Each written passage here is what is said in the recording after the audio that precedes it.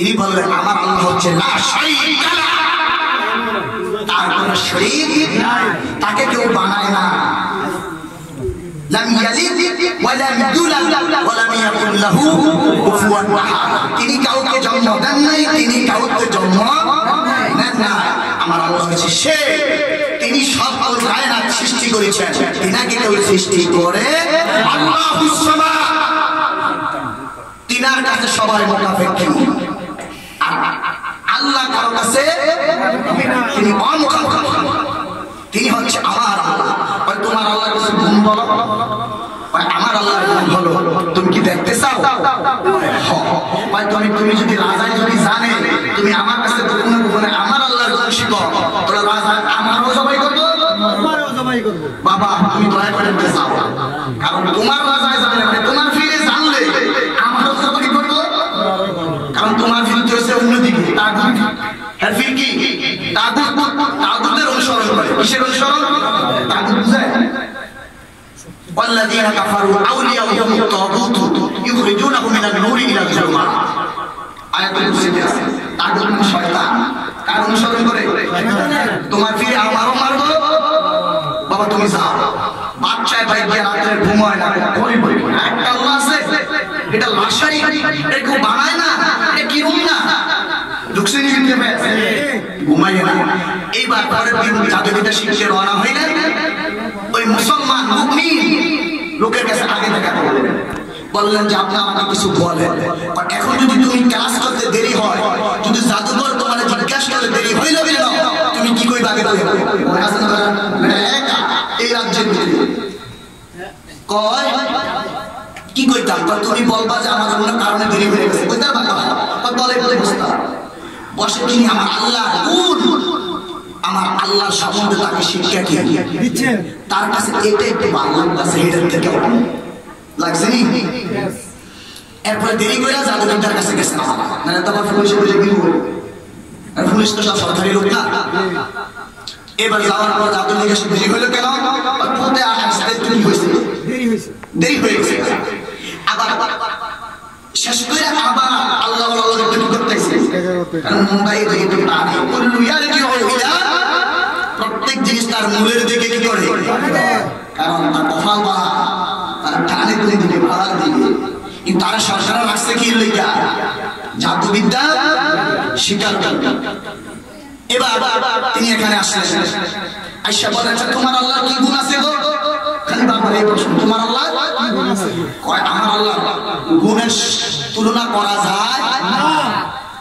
তুলনা করা যাবে না। মাসালু নূরিহি কামিশকাতিন ফিহা মিসবাহ আল মিসবাহু ফি যুজাজা, বিশাল কথা আছে, তুলনা করা না। কিন্তু আল্লাহ বলেন তুলনা করা যায়।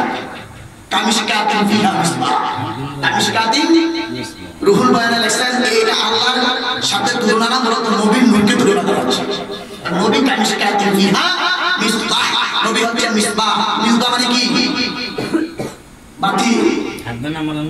তো এখন এই যে তিনি বললেন ঠিক আছে, এখন তার একদিন গুণ নাই, টেনশন কয়টা, ফির কয়টা হয়েছে, একটা তাগুত আর একটা মুমিন, মাথা ঠিক নাই, কি কইরা গুণ নাই।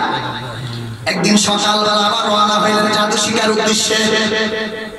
যাওয়ার আগে দেখা করবেন মুমিনের সঙ্গে।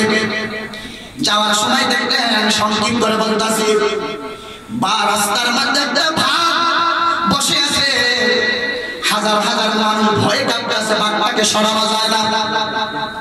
মানুষ চিৎকার করে বাঘটাকে সরাও, এই বাঘ যদি আক্রমণ করে মানুষ বাঁচবে না। বালক মনে মনে আল্লাহ এখনো জানি না কোন আল্লাহ সত্য, আজকে পরীক্ষা করার সময় আমি দেখবো ওই রাজার আল্লাহ সত্য না এই মুমিনের আল্লাহ সত্য। সুবহানাল্লাহ। বিভিন্ন ভাবে লিখেছেন, কেউ তাফসীরে লিখেছেন একটা তীরের মাথায় তিনি আল্লাহ শব্দটা লিখলেন, অনেক জায়গায় লিখেছেন পাথরের কঙ্করের মধ্যে আল্লাহ শব্দ লিখলেন, আর জাদুঘরের শব্দ লিখলেন। আর একটা বাঘের সামনে যে বলে ভাগ, তুমি যদি জাদুঘরের সৃষ্টি হয়ে থাকো একান্তে চলে যাও। বাঘ পুরো জাদুঘর থামো, পরে বলেন বাগে তুই যদি মুমিনা আল্লাহর সৃষ্টি হয়ে থাকো এখান থেকে চলে যা। বাগদাই এবার চুপ হয়ে গেলেন। তিনি আল্লাহ লেখা পাথর দিয়ে বাগদাকে একটা ঢিলা মারলেন। মারার সাথে সাথে কেউ লিখেছেন বাগদা মৃত্যুবরণ করেছেন। সুবহানাল্লাহ। কার নামে? আমার আল্লাহর নামে। কার আল্লাহর নামে? জাদুঘর আল্লাহর নামে। কার আল্লাহর নামে? মাঠ জিনিস এইবার এলাকার মধ্যে ছড়াই গেছে। এই দেশে একটা বড় আল্লাহ বলা হয়েছে, ভালো ভালো আল্লাহ। এই বাঘের ছোট্ট পাত্র দিইটা মাঝে বাঘ গেছে মহিলা, কত বড় আল্লাহ বলা। আবার কেউ আল্লাহ বলা না তো আমরা রাস্তার লোকে থেকে হয় কি জাদু শিখে নাকি জাদু দিয়া মার আরেকটা ইউনিয়নের সমাজ কি জাদু না আল্লাহ বলা।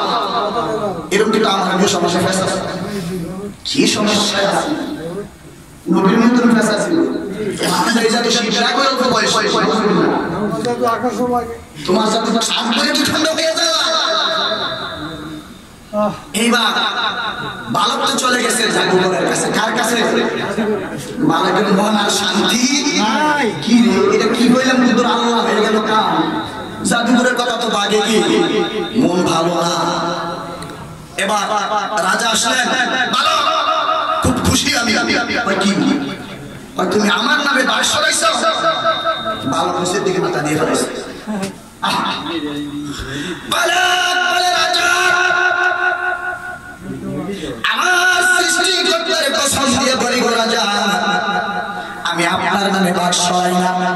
রাজা বলে বলো কি আমি ছাড়া কি আবার আল্লাহ আছে কিনা? বলে হ্যাঁ।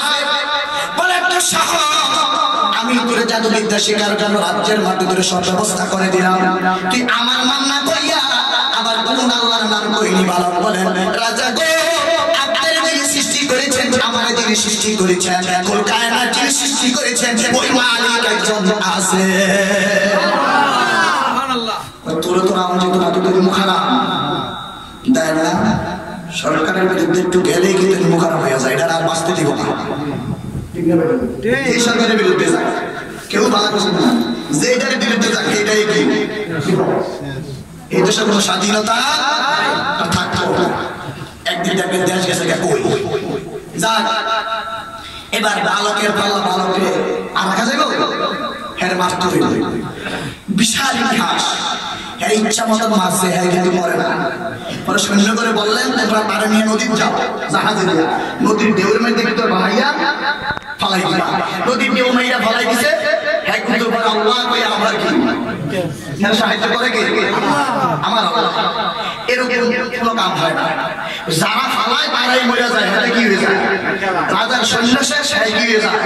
ইয়া আল্লাহ বিশাল ইতিহাস।